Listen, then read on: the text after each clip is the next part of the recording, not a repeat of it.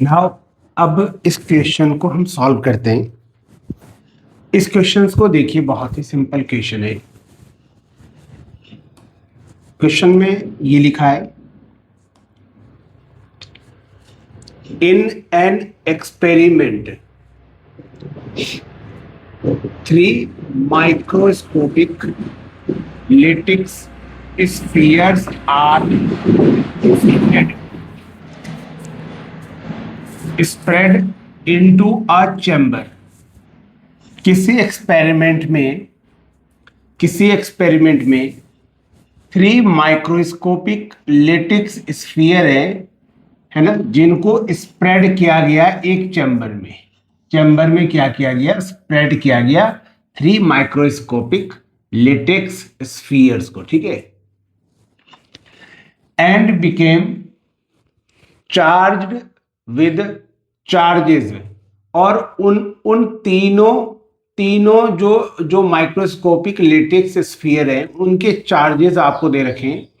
शुरुआती के चार्जेस, एक पर चार्ज दे दिया +3e, दूसरे पर चार्ज दे दिया 5e, और तीसरे पर चार्ज दे दिया -3e रेस्पेक्टिवली, ठीक। आगे क्या कह रहा है, all the 3 spheres come in contact. अब ये तीनों स्फीयर्स एक दूसरे के कॉन्टेक्ट में आए साइमल्टेनियसली फॉर अ मोमेंट, मतलब कुछ समय के लिए वो तीनों एक दूसरे के कांटेक्ट में आए एंड गॉट सेपरेटेड, और उसके बाद वो सेपरेट हो गए, है ना। ये तीन हमारे पास माइक्रोस्कोपिक लेटेक्स स्फीयर हैं। इनके चार्जेस आपको दे रखे हैं यहां पर, और आपसे ये कह रहा है कि पहले ये तीनों कांटेक्ट में आए, और कांटेक्ट में आने के बाद ये तीनों स्फीयर क्या हो गए, सेपरेट हो गए। फिर कह रहा है कि सेपरेट होने के बाद, जब वो सेपरेट हो गए, है ना, after separation, which one of the following are possible value for the final charge on the sphere। तो अब बताइए कि फाइनल चार्जेस इन पर क्या क्या हो सकता है। आपको ये 4 ऑप्शन दे रखे, कौन सा पॉसिबल पेयर ऑफ सेट इसमें से होगा इनका फाइनल चार्ज, ठीक है। इनिशियली तो ये है, फाइनली क्या होगा चार्जेस इनके ऊपर, ये बताइए। जब ये एक दूसरे के कांटेक्ट में आएंगे, सेपरेट हो जाएंगे, उसके बाद के चार्जेस बताने। तो यहां पर हम कंजर्वेशन चार्ज लगाएंगे, है ना, according to conservation of charge, कि भाई चार्ज को ना तो क्रिएट किया जा सकता है और ना ही डिस्ट्रॉय, बस उसको एक जगह से दूसरी जगह में ट्रांसफर ही कर सकते हैं, एक बॉडी से दूसरी बॉडी में, सॉरी, इसको आप ट्रांसफर कर सकते हैं, ठीक है। तो सबसे पहले देखिए इनिशियल चार्ज, देखिए इनके ऊपर कितना है। तो इनिशियल चार्ज है 3e + 5e and then -3e। इसको सॉल्व करोगे तो 3 से 3 कैंसिल हो जाएगा, और 5e हमारे पास इनिशियल चार्ज की वैल्यू आ जाएगी। नाउ अब देखो, अब कौन से सेट में आपको कौन सा ऐसा सेट है जिसमें टोटल करने पर इतना ही चार्ज रहेगा। तो देखो, पहले अगर आप करोगे पहले में, तो यहां 5e -4e और ये 5e में से 4e चले गया तो 1e बचा, और 1e + 5e 6e, यानी यहां तो 6e आ जाएगा जब इनको आप सॉल्व करेंगे, ठीक। और हमारे पास इनिशियल कितना है 5e, मतलब ये तो हमारा ऑप्शन हो नहीं सकता। यहां देखिए बी ऑप्शन में देखिए, ये रहा 6e + 6e 12e, 12 में से 7 कम कर देंगे तो कितना बचेगा 5e। हाँ, ये वाला बिल्कुल ये सही आ रहा है ना, 6 और 6 12, 12 में से 7 गए तो 5e। तो देखो जितना इनिशियल चार्ज है उतना ही फाइनल चार्ज है, यहां पर कंजर्वेशन ऑफ चार्ज क्या हो गया, सेटिस्फाइड हो गया, ठीक है। तो ये वाला जो ऑप्शन है ना, ये हो सकता है, ये बेस्ट पॉसिबल पेयर हो सकता है, ठीक है। तो ये इसका करेक्ट है। बाकी आप करके देखिए, है ना। ये तो हो भी नहीं सकता, है ना। कल हमने आपको बताया था क्वांटाइजेशन ऑफ चार्ज में बताया था, क्या बताया था कि जो Q होगा equal to plus minus n e के फॉर्म में होता है, और n यहाँ पर इंटीजर होता है, और इन्होंने यहाँ पर देखो डेसिमल में लिख दिया, तो ये तो हो भी नहीं सकता वैसे, है ना ऑप्शन। तो इसका बी ऑप्शन करेक्ट है।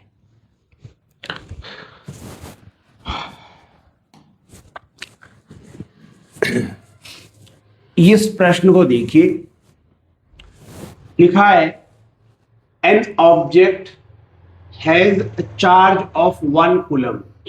एक ऑब्जेक्ट है, जैसे मान लो ये यहां पर हमने यहां पर एक ऑब्जेक्ट बना रखा है जिसके ऊपर कितना चार्ज है 1 कूलम का। ये चार्ज इसके ऊपर ऑलरेडी है पहले से, and gain 5 into 10 raise the power 18 electrons. और इसने क्या किया, बाहर से कितने इलेक्ट्रॉन गेन किए, बोल रहा है 5 इंटू 10 की पावर 18 इलेक्ट्रॉन मेरे बच्चे से यहां से गेन किए। कितने इलेक्ट्रॉन गेन किए, तो बोल रहा है 5 इंटू 10 की पावर 18 इलेक्ट्रॉन गेन किए।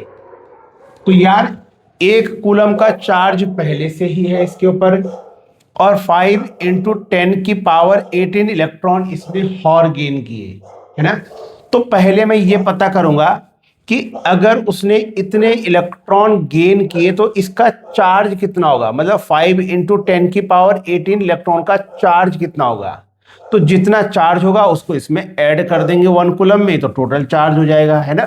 तो वही पूछ रहा है कि the net charge on the object become dash, और ये रहे इसके ऑप्शन, किस पर नेट चार्ज क्या होगा।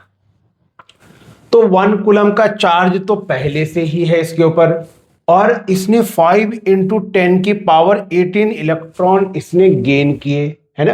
तो पहले मैं पता करूंगा कि 5 इंटू 10 की पावर 18 इलेक्ट्रॉनों का चार्ज कितना होता है, फिर जो आएगा उसको 1 कूलम में ऐड कर दूंगा तो नेट चार्ज आ जाएगा। क्लियर है ना। लिखा हूं यहां पर इनिशियल चार्ज 1 कूलम है जो कि दे रखा है, इसने इलेक्ट्रॉन गेन किए, तो मतलब चार्ज कितना गेन किया वो पता करूंगा ना, तो लिखूंगा गेन चार्ज। भाई इसने 5 इंटू 10 की पावर 18 इलेक्ट्रॉन गेन किया, इसका मतलब कुछ तो चार्ज गेन किया होगा ना। 5 इंटू 10 की पावर 18 इलेक्ट्रॉनों का चार्ज कितना होता है वो पता कर रहा हूं, तो बस क्वांटाइजेशन में Q equal to n e का फॉर्मूला अप्लाई कर रहा हूं। माइनस क्यों लगा रहा हूं, क्योंकि इलेक्ट्रॉन है और इलेक्ट्रॉन का चार्ज क्या होता है, निगेटिव, ही आप जानते ही। तो Q equal to minus n की जगह कितने नंबर ऑफ इलेक्ट्रॉन है तो चेक करिए, 5 इंटू 10 की पावर 18 इलेक्ट्रॉन है, तो एन की जगह 5 इंटू 10 की पावर 18 डालेंगे। और ई का मतलब होता है एक इलेक्ट्रॉन का चार्ज, ये होता है 1.6 इंटू 10 की पावर माइनस 19। ठीक, दोनों को जब आप मल्टीप्लाई करेंगे तो माइनस 0.8 कूलम आएगा। मतलब इसने इतना चार्ज गेन किया, कितना, माइनस 0.8 कूलम। इतना चार्ज इसने क्या किया, गेन किया, है ना। मतलब ये जो चार्ज है ये 5 इंटू 10 की पावर 18 इलेक्ट्रॉनों का चार्ज है। इतने इलेक्ट्रॉन गेन किए अर्थात इतना चार्ज गेन किया।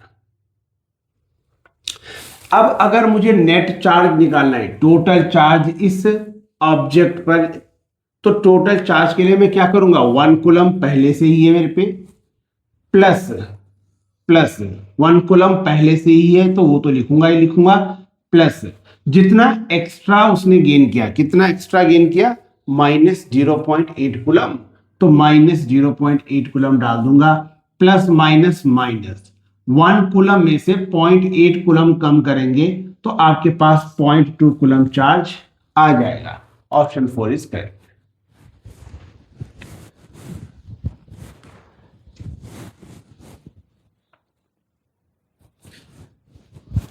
उम्मीद है कि ये क्वेश्चन आपको समझ आए होगी, आसान क्वेश्चन है।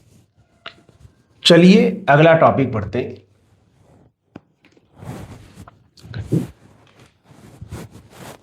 नाउ हमारा अगला जो टॉपिक है वो इंपॉर्टेंट है।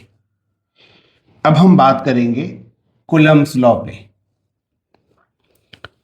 तो टॉपिक का नाम रहेगा Coulomb's law. Coulomb's law, Coulomb's law. Careful होके सुनना, नोट्स भी बने हैं, प्रॉपर नोट्स भी आपको दिखा देंगे। पहले आप इसको अच्छे से अंडरस्टैंड कर लो कि कूलम्ब्स लॉ होता क्या है। सुनिए, कूलम्ब्स लॉ क्या कहता है कि लेटस हमारे पास सपोज दो दो पॉइंट चार्जेस है ना। माना हमारे पास 2 पॉइंट चार्जेस हैं। एक ये मान लेता हूं, एक पॉइंट चार्ज ये रहा, एक पॉइंट चार्ज ये रहा, इसको कहूंगा Q1। और एक और मान लेता हूं point charge Q2। 2 point charges हैं मेरे बच्चे, Q1 और Q2। और ये दोनों पॉइंट चार्जेस सपोज मान लेते हैं R डिस्टेंस पर रखे हैं। कितने डिस्टेंस पर रखे हैं? R डिस्टेंस पर प्लेस्ड है मेरे प्यारे बच्चे। R डिस्टेंस पर ये प्लेस्ड है, ये रहा R डिस्टेंस। ठीक है, 2 पॉइंट चार्जेस हैं Q1 Q2। Q1 पहला पॉइंट चार्ज, Q2 दूसरा पॉइंट चार्ज, और दोनों R डिस्टेंस पर रखे हैं। और ये भी मान लेता हूं कि सपोज ये यहां पर एयर या वैक्यूम मान लेते हैं, मीडियम है ना। मीडियम क्या मान लेता हूं, किस मीडियम में रखे हैं ये? तो चलिए मीडियम के लिए हमने एयर मान लिया है ना, या वैक्यूम मान लेते हैं। या तो एयर मान लो या तो वैक्यूम मान लो, कुछ भी मान लेते हैं। ठीक है, तो चलिए एयर या वैक्यूम हमने मान लिया कि इसमें ये चार्जेस रखें। तो ये भी हमारे पास पॉजिटिव है और Q2 वाला भी पॉजिटिव नेचर का है। दोनों ही पॉजिटिव नेचर के हमने मान रखे। तो इन दोनों के बीच में क्या होगा भाई? ये भी प्लस है, ये भी प्लस है, तो प्लस और प्लस तो रिपेल करता है ना। तो इनके बीच में क्या होगा? एक फोर्स ऑफ रिपल्शन काम करेगा। दोनों के बीच में, प्यारे बच्चे, दोनों के बीच में फोर्स ऑफ रिपल्शन काम करेगा, है ना। ये इसको रिपेल कर देगा, ये इसको रिपेल, मतलब दोनों के बीच में रिपल्शन लगेगा। आप जानते ही हैं कि प्लस और प्लस क्या करता है? रिपेल करता है। अच्छा सर, अगर एक प्लस और एक माइनस मानते तो कोई इशू नहीं है, आप मान सकते हैं। एक को प्लस मानिए और एक को माइनस मानिए, तब इनके बीच में फोर्स ऑफ अट्रैक्शन काम करेगा। ठीक है ना। तो कूलम्ब्स बेसिकली कहता क्या है कि जो इलेक्ट्रोस्टैटिक फोर्स ऑफ अट्रैक्शन या फोर्स ऑफ रिपल्शन जो होगा इनके बीच में, है ना, जो फोर्स ऑफ अट्रैक्शन या फोर्स ऑफ रिपल्शन जो होगा F, वो डायरेक्टली प्रोपोर्शनल होगा मेरे बच्चे, है ना, प्रोडक्ट ऑफ चार्जेस के। ये जो दो चार्जेस हमने ले रखे हैं, इन दोनों के मल्टीप्लाई के, यानी Q1 मल्टीप्लाई Q2 के। और यही फोर्स इनवर्सली प्रोपोर्शनल होगा, यही फोर्स इनवर्सली प्रोपोर्शनल होगा डिस्टेंस के स्क्वायर के। Equation 1, equation number 2। क्या बोला सर? कि जो फोर्स लगेगा इनके बीच में, है ना, जो फोर्स इनके बीच में लगेगा, वो फोर्स डायरेक्टली प्रोपोर्शनल होगा Q1 और Q2 के मल्टीप्लाई के। और यही फोर्स इनवर्सली प्रोपोर्शनल होगा डिस्टेंस के स्क्वायर के। ऐसा कूलम्ब्स कहता है। अगर यार इन दोनों को कंबाइन कर ले जाओ तो बच्चे फोर्स डायरेक्टली प्रोपोर्शनल बन जाएगा Q1 Q2 upon R square. और आपको मालूम है डायरेक्टली प्रोपोर्शनल का साइन हटाते ही एक कांस्टेंट आ जाएगा K। ये मेरे बच्चे प्रोपोर्शनैलिटी कांस्टेंट है। कहां से आया कि सर? जब हमने डायरेक्टली प्रोपोर्शनल के साइन को रिमूव किया तो एक कांस्टेंट K आ गया, और साथ में Q1 Q2 और अपॉन में हो गया R स्क्वायर। ये हमारे पास फोर्स का फॉर्मूला आ गया अकॉर्डिंग टू कूलम्ब्स। तो कूलम्ब्स लॉ में फोर्स का फॉर्मूला क्या याद करना है आपने? F इक्वल टू, F का मतलब फोर्स हो गया, K के प्रोपोर्शनैलिटी कांस्टेंट होता है। के क्या है? के मेरे बच्चे प्रोपोर्शनैलिटी कांस्टेंट है, ठीक है ना, ये कांस्टेंट। Q1 पहला चार्ज इंटू Q2 दूसरा चार्ज अपॉन इन दोनों के बीच का डिस्टेंस का स्क्वायर। नाउ ये जो K है जिसको मैं कांस्टेंट कह रहा हूं, इस K की वैल्यू प्यारे बच्चे याद रखना है तुमने, इसकी वैल्यू होती है 1/4 पाई एप्सिलॉन नॉट। हाँ, ये जो हमने इस तरीके से बना रखा है इसको एप्सिलॉन पढ़ना है ना, एप्सिलॉन, और नीचे से जीरो जैसा लगा रखा है इसको नॉट पढ़ना है, एप्सिलॉन नॉट, एप्सिलॉन नॉट ऐसे पढ़ना है, ठीक है ना, एप्सिलॉन नॉट पढ़ना है इसको। इसके इस कांस्टेंट की वैल्यू होती है 1/4 pi epsilon not. Now question ये है सर ये एप्सिलॉन नॉट क्या होता है, ये एप्सिलॉन नॉट क्या होता है? तो बच्चे ये जो एप्सिलॉन नॉट है ना, एप्सिलॉन नॉट, ये जो आपने मीडियम ले रखा है, हमने क्या मीडियम माना है यहां? एयर मान रखा है या वैक्यूम माना जा सकता है। तो ये जो हमारे पास एप्सिलॉन होती है एक्चुअली ये मीडियम की प्रॉपर्टी है। हाँ, ये अलग अलग मीडियम के लिए है ना, अलग अलग मीडियम के लिए ये अलग अलग होता है। तो जब हम बात करते हैं एयर या वैक्यूम के लिए तो वहां पर एप्सिलॉन लिखते हैं और नॉट।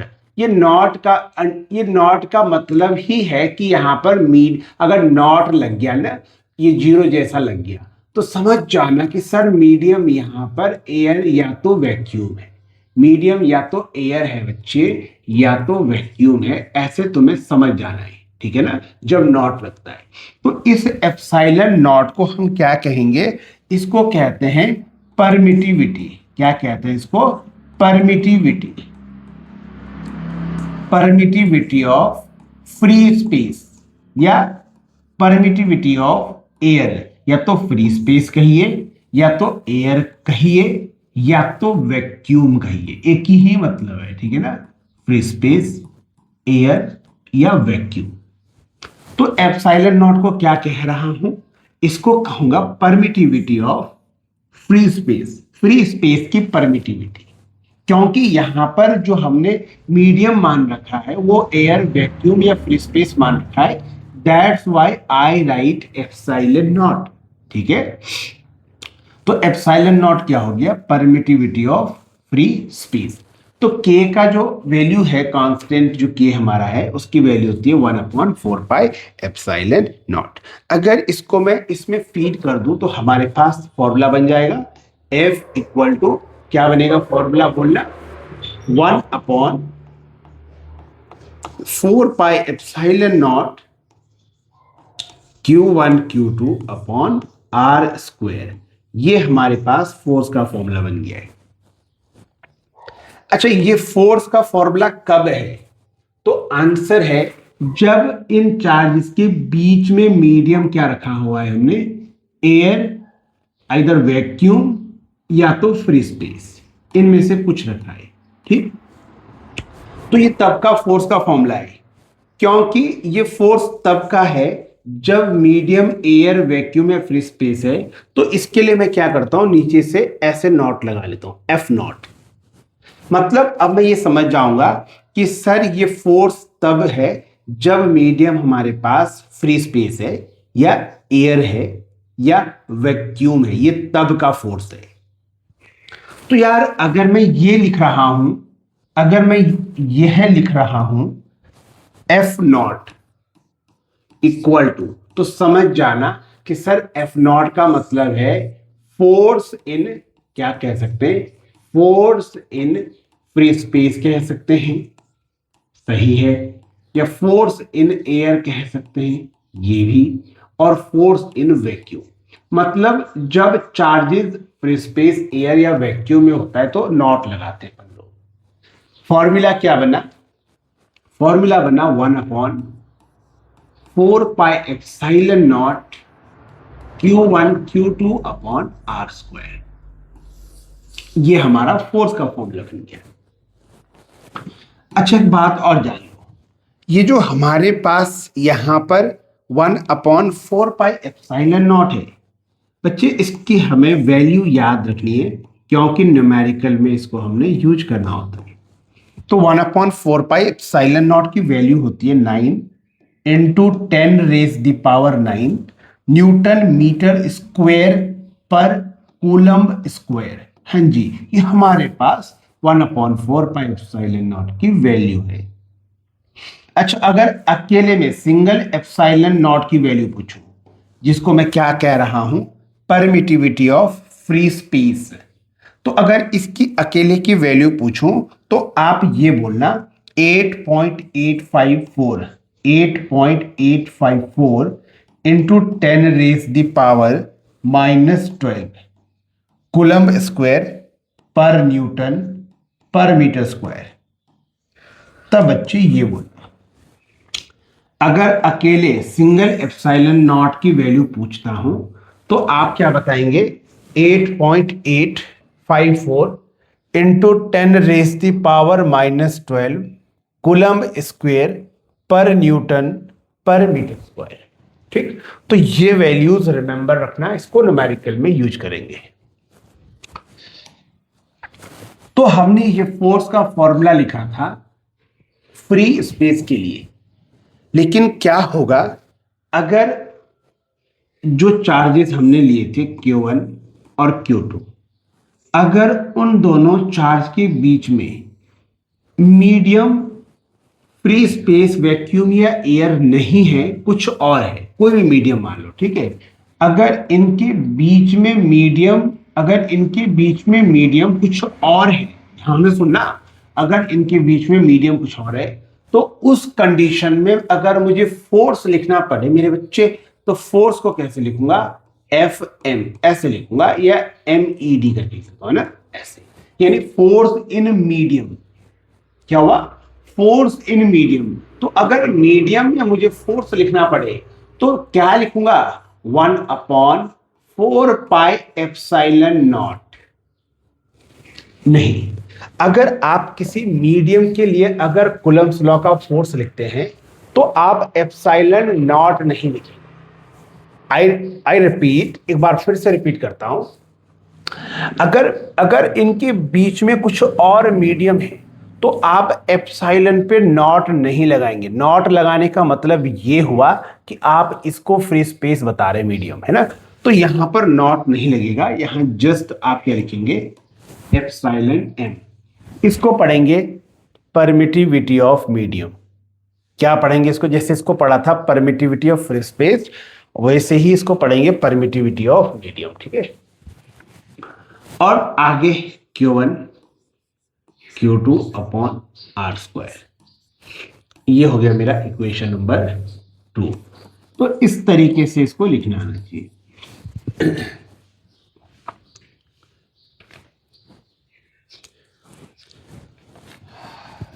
चलिए कुछ और रिजल्ट्स आगे बताने, मैंने फिलहाल तो फोर्स अब आपको याद होना चाहिए कूलम्ब्स लॉ में। और रिजल्ट लाने के लिए काम करता हूं, इनको ना डिवाइड करता हूं, इक्वेशन नंबर 1 को इक्वेशन नंबर 2 से डिवाइड करता हूं। क्या आएगा डिवाइड करने के बाद, देखिए आप, देखो FO अपॉन F मीडियम, क्या पढ़ेंगे, force in free space upon force in medium, है ना, इसका रेशियो बन रहा है ये। देखिए खुद देखिए, यहां से क्या क्या कटेगा, 1/4 पाई से 1/4 पाई कटेगा, ये पूरा फैक्टर इस पूरे फैक्टर से कटेगा, तो मेरे पास सिर्फ ये बचेगा और ये बचेगा। क्लियर, क्या क्या बचेगा, एप्सिलॉन m बचेगा और एप्सिलॉन नॉट बचेगा। क्या किया मैंने, इक्वेशन 1 को इक्वेशन 2 से डिवाइड किया। इक्वेशन 1 में कौन है, FO, इक्वेशन 2 में F मीडियम, दोनों को डिवाइड करूंगा तो आप खुद देखिए, जब दोनों को आप डिवाइड करेंगे तो ये और ये कट जाएगा, ये और ये कट जाएगा। अब ये मत कहना कि सर एप्सिलॉन नॉट पहले लिखेंगे और फिर अपॉन में एप्सिलॉन m लिखेंगे, नहीं, ये ऊपर चला जाएगा ना, ऊपर चला जाएगा, तो एप्सिलॉन m एप्सिलॉन m पहले आएगा ऊपर और अपॉन में एप्सिलॉन। नाउ अब यहां पर देखिए, ये जो एप्सिलॉन एम है, क्या कह रहा हूं उसको, परमिटिविटी ऑफ मीडियम कह रहा हूं, और epsilon not permittivity of free space. इसका जो रेशियो होता है मेरे बच्चे, इसको कहते हैं, हम एक नया नाम दे रहा हूं, एप्सिलॉन आर, रिलेटिव परमिटिविटी। इसको कहते हैं रिलेटिव परमिटिविटी, जिसको एप्सिलॉन आर से सिंबल देंगे, रिलेटिव परमिटिविटी। तो epsilon M upon epsilon naught को क्या कहूंगा, एप्सिलॉन आर, जिसको कहेंगे रिलेटिव परमिटिविटी। तो क्या बनेगा ये फॉर्मूला, ये बनेगा, यही लिखता हूं ना, F O force in free space upon force in medium equal to epsilon R, यानी रिलेटिव परमिटिविटी। तो एक नया टर्म आपके पास इंट्रोड्यूस हो चुका है, दैट इज रिलेटिव परमिटिविटी। आइए इसको, इसी टर्म को थोड़ा समझ लेते हैं कि ये रिलेटिव परमिटिविटी होता क्या है। तो हेडिंग बना लेता हूं, रिलेटिव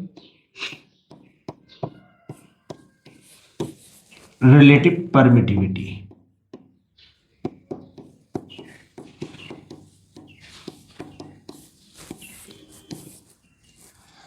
जिसको एप्सिलॉन आर से सिंबल दे रहे हैं। सुनिए, रिलेटिव परमिटिविटी को आप इस तरीके से समझिए, पहले तो आप इसको सिंपल डेफिनेशन समझिए इसकी, उसके बाद इसको थोड़ा हम फील दिलाते हैं कि आखिर ये होता क्या है ना। पहले डेफिनेशन देखो, रिलेटिव परमिटिविटी एप्सिलॉन आर, इसकी डेफिनेशन तो आप यहीं से बना सकते हैं, इससे बना सकते हैं इसकी डेफिनेशन, इससे, इस फॉर्मूले से इसकी डेफिनेशन बना सकते हैं। कैसे बनाएंगे आप इस फॉर्मूले से इसकी डेफिनेशन, तो आप इस तरीके से बताना कि relative permittivity epsilon R is defined as the ratio, relative permittivity is defined as the ratio of permittivity of medium to the permittivity of free space। ये इस फॉर्मूले से ही आप इसकी डेफिनेशन क्या कर सकते हैं, बना सकते हैं। ठीक है, क्या बनाएंगे कि रिलेटिव परमिटिविटी जो होता है, it is defined as the ratio of permittivity in medium to the permittivity of free space. यहीं से आप इसकी डेफिनेशन बना सकते हैं कि मीडियम की परमिटिविटी और फ्री स्पेस की जो परमिटिविटी है, इसका रेशियो ही रिलेटिव परमिटिविटी कहलाता है। अच्छा, यहां से ये भी तो है रिलेटिव परमिटिविटी, यहां से भी तो डेफिनेशन बना सकते हैं। यहां से कैसे बनाएंगे, रिलेटिव परमिटिविटी किस किस का रेशियो है, देखो फॉर्मूले में, फ्री स्पेस का फोर्स जिसको एफ ओ कह रहा हूं, और मीडियम में लगने वाला फोर्स एफ मीडियम। जब मैं इन दोनों का रेशियो ले लेता हूं तो ये भी मुझे रिलेटिव परमिटिविटी ही देता है। किस किस का रेशियो देखिए जरा वापस से फॉर्मूले में, फ्री स्पेस में लगने वाला फोर्स एफ ओ और मीडियम में लगने वाला फोर्स एफ मीडियम, इन दोनों का जो रेशियो होगा वो भी रिलेटिव परमिटिविटी ही कहलाता है। तो आप कहीं से भी इसको डिफाइन कर सकते हैं, चाहे यहां से चाहे यहां से। ये फॉर्मूला हो गया रिलेटिव परमिटिविटी का। ठीक है, ये रिलेटिव परमिटिविटी जो होता है एप्सिलॉन आर, इसी को हम आगे जाकर डाई इलेक्ट्रिक कांस्टेंट के कहते हैं। आगे जाकर इसी को हम डाई इलेक्ट्रिक कांस्टेंट के कहते हैं। अच्छा, रिलेटिव परमिटिविटी जो होता है, इसको, इसके फॉर्मूले को देखो, इसको हम किन किन के टर्म में डिफाइन करते हैं, जरा थोड़ा सा इसको सुनना। देखो, जो रिलेटिव परमिटिविटी है एप्सिलॉन आर, हमने क्या बात कही, इसी को आगे जाकर मैं के कहूंगा। के का मतलब क्या हुआ सर, तो के का मतलब है मेरे बच्चे डाई इलेक्ट्रिक कांस्टेंट। हाँ, इसी को कहूंगा आगे जाकर डाई इलेक्ट्रिक कांस्टेंट, है ना। जो रिलेटिव परमिटिविटी है एप्सिलॉन आर, इसी को हम आने वाले चैप्टर्स में डाई इलेक्ट्रिक कांस्टेंट कहेंगे के। तो डाई इलेक्ट्रिक कांस्टेंट के अगर मैं कह रहा हूं, तो घबराने की कोई नीड नहीं है, रिलेटिव परमिटिविटी को ही कहते हैं। अब इसके फॉर्मूले देखिए, है ना, इसके फॉर्मूले देखिए अलग अलग टर्म्स के रिस्पेक्ट में। जैसे पहला अभी आपने पीछे ही सीखा है कि सर पहला परमिटिविटी के टर्म में सिखाया है, क्या था, permittivity of medium to the permittivity of free space. एक तो ये फॉर्मूला लिखाया गया कि मीडियम की परमिटिविटी और फ्री स्पेस की परमिटिविटी, इसको कहते हैं रिलेटिव परमिटिविटी। एक फॉर्मूला तो ये हो गया। दूसरा, हमने रिलेटिव परमिटिविटी एप्सिलॉन आर का फॉर्मूला सिखाया था फोर्स के टर्म में। ये परमिटिविटीज के टर्म में है, दूसरा फोर्स के टर्म में था। फोर्स के टर्म में क्या था, याद करिए, ऊपर आएगा मेरे बच्चे force in free space upon force in medium. Yes, ये हमारे पास ये दूसरा इसका फॉर्मूला है, लेकिन फोर्स के टर्म में। इसी का एक फॉर्मूला और आगे आएगा, वो है हमारे पास इलेक्ट्रिक फील्ड के टर्म में। अब इलेक्ट्रिक फील्ड क्या होता है, तो यार इलेक्ट्रिक फील्ड आगे बताऊंगा, है ना, फिलहाल तो अभी सुन लो, है ना, इलेक्ट्रिक फील्ड अभी हम आगे टॉपिक डिटेल में लेके चलेंगे। तो एप्सिलॉन आर यानी रिलेटिव परमिटिविटी जो है, अगर इसको इलेक्ट्रिक फील्ड के टर्म में लिखूं तो ऊपर लिखना है आपने electric field of free space upon electric field of medium. ख्याल रहे ये और ये दोनों अलग हैं। ये एप्सिलॉन है, इसको आप ऐसे बनाएंगे परमिटिविटी, और ये ई है, इसको आप ऐसे बनाएंगे इलेक्ट्रिक फील्ड। तो रिलेटिव परमिटिविटी, जिसको और करके क्या बोला था मैंने, डाई इलेक्ट्रिक कांस्टेंट के इलेक्ट्रिक फील्ड के टर्म में क्या होता है, तो ऊपर लिखेंगे फ्री स्पेस में जो इलेक्ट्रिक फील्ड होगा और अपॉन मीडियम में जो इलेक्ट्रिक फील्ड होगा उसका रेशियो। क्लियर? अच्छा, इसी का एक और फॉर्मूला है, वो भी ख्याल रखना, वो भी अभी हम आगे डिस्कस करेंगे, फिलहाल बता देता हूं, ठीक है। एप्सिलॉन आर रिलेटिव परमिटिविटी, इसको मेरे बच्चे कैपेसिटेंस के टर्म में भी डिफाइन कर सकते हैं। सर कैपेसिटेंस क्या होता है, तो यार कैपेसिटेंस भी हमारा चैप्टर 2 में आएगा, बहुत डेप्थ में उसको पढ़ना होता है, ठीक है। फिलहाल अभी इसको आप रिमेंबर ही रखिए। तो अगर रिलेटिव परमिटिविटी को कैपेसिटेंस के टर्म में बताना हो तो ऊपर लिखेंगे मीडियम का कैपेसिटेंस और अपॉन फ्री स्पेस का कैपेसिटेंस। इसका जो रेशियो होगा सी मीडियम, सी यहां पर क्या दिखा रहा है, कैपेसिटेंस होता क्या है, ये हम आगे चैप्टर्स में डिस्कस करेंगे। सी का मतलब है कैपेसिटेंस, ठीक है। तो मीडियम का कैपेसिटेंस और फ्री स्पेस का कैपेसिटेंस, इसका जो रेशियो होगा इसी को कहते हैं रिलेटिव परमिटिविटी। तो कहने का मतलब रिलेटिव परमिटिविटी आप अलग अलग टर्म्स में देख सकते हैं। ये परमिटिविटी के टर्म में है, ये फोर्स के टर्म में है, ये इलेक्ट्रिक फील्ड के टर्म में है, और ये खुद कैपेसिटेंस के टर्म में है। नाउ अब आप इन चारों फॉर्मूले को रिमेंबर रखना। अच्छा, एक बात याद रखना, रिलेटिव परमिटिविटी एप्सिलॉन आर ये यूनिटलेस होती है, मतलब इसकी कोई यूनिट नहीं होती है, ठीक है। तो ये क्या होता है, ये हमारे पास यूनिटलेस होता है।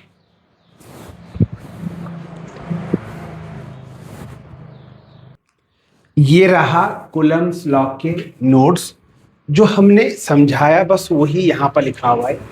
ये स्टेटमेंट है ना, यहां से हमने फॉर्मूला बना रखा है F इक्वल टू के Q1 Q2 by are square. के को कांस्टेंट ऑफ प्रोपोर्शनैलिटी कहेंगे 1/4 पाई एप्सिलॉन नॉट। उसके बाद फिर ये फोर्स लिखा, ये फोर्स तब है जब चार्जेस फ्री स्पेस में हैं, इसको परमिटिविटी ऑफ फ्री स्पेस कहेंगे। फिर मीडियम के लिए यही फोर्स लिखा, एफ मीडियम, एफ एम लिखा है हमने यहाँ पर, इक्वेशन 1 इक्वेशन 2। अच्छा, यहाँ पर इसकी वैल्यू लिखी थी हमने, ये रही एप्सिलॉन नॉट की वैल्यू ये रही, है ना। ये सब हम डिस्कस कर चुके हैं, तो आप इनको नोट कर सकते हैं ना। फिर इनको डिवाइड किया, तो डिवाइड करने के बाद हमारे पास ये सब कुछ बना, है ना। इस रेशियो को हमने क्या कहा था, है ना, ये तो कट गया था इससे, ये पूरा कट गया था, ये भी कट गया था, तो epsilon medium upon epsilon not बचा था। इसको हमने क्या कहा, पूरे को एप्सिलॉन आर कहा, है ना, रिलेटिव परमिटिविटी। फिर हमने रिलेटिव परमिटिविटी को डिफाइन किया, है ना, अलग अलग टर्म में ये डिफाइन हुआ था। पहला खुद परमिटिविटी के टर्म में था, मीडियम की परमिटिविटी अपॉन फ्री स्पेस की परमिटिविटी। फिर दूसरा हमने इसको फोर्स के टर्म में लिखा, फ्री स्पेस का फोर्स अपॉन मीडियम का फोर्स, ये फोर्स के टर्म में है। ये परमिटिविटी के टर्म में हो चुका है, मीडियम की परमिटिविटी अपॉन फ्री स्पेस की परमिटिविटी। ये इलेक्ट्रिक फील्ड के टर्म में, ऊपर इलेक्ट्रिक फील्ड आएगा फ्री स्पेस का और नीचे मीडियम का इलेक्ट्रिक फील्ड आएगा। और ये हमारे पास कैपेसिटेंस के टर्म में था, है ना, कैपेसिटेंस के टर्म में, capacitance of medium upon capacitance of free space, तो ये कैपेसिटेंस के टर्म में। और ये बात भी हमने आपसे कही कि रिलेटिव परमिटिविटी को ही आगे जाकर हम के कहेंगे, डाइलेक्ट्रिक कांस्टेंट के। अच्छा, इनको थोड़ा रिमेंबर रखना, ये जो डाइलेक्ट्रिक कांस्टेंट के है या रिलेटिव परमिटिविटी है, वाटर के लिए इसकी वैल्यू 81 होती है, मेटल के लिए मैक्सिमम होती है इसकी वैल्यू इनफाइनाइट, और फ्री स्पेस या एयर के लिए मिनिमम वैल्यू होती है इसकी, दैट इज 1। ठीक है, तो ये भी आप नोट कर लेना। अब हम इसकी लिमिटेशंस पर बात करेंगे। कूलम्ब्स लॉ की लिमिटेशंस क्या हैं, इसकी कमियां कहाँ हैं, और कूलम्ब्स लॉ मतलब वैलिड कब वैलिड है और कब वैलिड नहीं है ना, ये बात करेंगे। ये रहा सबसे पहला कूलम्ब्स लॉ, सबसे पहला applicable only two point charge. हाँ, ये इसके लिमिटेशन है, लिमिटेशन, इसकी कमियां। जो कूलम्ब्स लॉ है मेरे बच्चे, ये सिर्फ पॉइंट चार्जेस के लिए ही वैलिड है ना, पॉइंट चार्जेस के लिए वैलिड है। इसको आप किसी भी इरेग्युलर और एक्सटेंडेड चार्ज डिस्ट्रीब्यूशंस पर अप्लाइड नहीं कर सकते। आई सेड आप इरेग्युलर और एक्सटेंडेड चार्ज डिस्ट्रीब्यूशंस पर इसको आप डायरेक्टली अप्लाई नहीं कर सकते। किसके लिए वैलिड है, तो आंसर है पॉइंट चार्जेस के लिए वैलिड है। तो अगर लिमिटेशन आपसे कोई पूछता है तो पहला यही लिख के आना कि सर जो कूलम्ब्स लॉ है ये पॉइंट चार्जेस के लिए वैलिड है, वैलिड होता है। दूसरा, valid only for stationary charge, मतलब ऐसे चार्ज जो रुके हुए हो। अगर चार्ज मूव करता है, अगर चार्जेस मोशन में होते हैं तो उस कंडीशन में आप इसको अप्लाइड नहीं कर सकते। ठीक है, अगर चार्ज मूव करते हैं, अगर चार्ज मोशन में होते हैं तो उस कंडीशन में इसको आप अप्लाई नहीं करते हैं। उस कंडीशन में क्या होता है कि फिर मैग्नेटिक इफेक्ट, जब चार्ज मूव करता है ना, ये मैं आगे समझाऊंगा, जब चार्ज चलता है तो वहां पर फिर मैग्नेटिक इफेक्ट भी देखने को मिलता है ना, मैग्नेटिक इफेक्ट भी देखने को मिलता है ना, तो वहां पर ये नहीं लगाया जा सकता अकेले। तीसरा, ये जो लॉ है ये वैलिड होता है इन वैक्यूम और यूनिफॉर्म मीडियम में। अगर मीडियम यूनिफॉर्म है, एक जैसा है, यूनिफॉर्म, होमोजीनियस और आइसोट्रॉपिक मीडियम जो होता है, होमोजीनियस और आइसोट्रॉपिक मीडियम, उसमें ही इसको अप्लाइड किया जाता है। अगर मीडियम नॉन यूनिफॉर्म है मेरे बच्चे, तो नॉन यूनिफॉर्म मीडियम में इसको लगाना थोड़ा कैलकुलेशन कॉम्प्लेक्स हो जाती है। ठीक है, तो ये भी आप यहां पर याद रख सकते हैं। और अगला ये है कि ये हमारे पास जो है ना, एटॉमिक या सब एटॉमिक लेवल पर इसको आप अप्लाइड नहीं कर सकते। अगर इसको आप बहुत ही स्मॉल स्केल पर जाके देखेंगे, एटॉमिक लेवल पर जाके देखेंगे, तो वहां पर आप जब इसको अप्लाइड करते हो तो कुछ खास आपको मतलब कुछ खास आपको एग्जैक्ट रिजल्ट नहीं मिलते। तो कहने का मतलब ये है कि इसको एटॉमिक लेवल्स पर भी आप अप्लाइड नहीं कर सकते, उतना अच्छा रिजल्ट नहीं देता है। ठीक है, तो ये हमारे पास इसके क्या है, ये लिमिटेशन है हमारे पास कूलम्ब्स लॉ की। तो यहां पर कूलम्ब्स लॉ फिनिश होता है। अब इसके ऊपर बेस्ड न्यूमेरिकल्स प्रॉब्लम सॉल्व करेंगे।